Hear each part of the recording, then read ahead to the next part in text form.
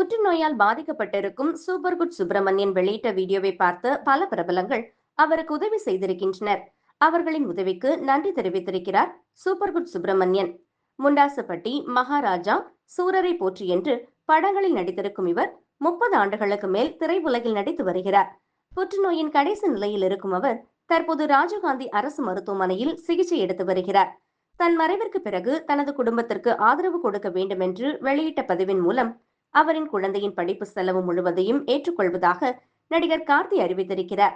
நடிகர் ரஜினிகாந்த், சத்யராஜ், சிம்பு, சமுத்திரக்கனி, சிவகார்த்திகேயன், பாலா, இயக்குநர்கள் ஜவஹர், அன்பரசு மற்றும் நடிகர் சங்கம் என்று பலர் இவருக்கு உதவிக்கரம் நீட்டி வருகின்றனர்.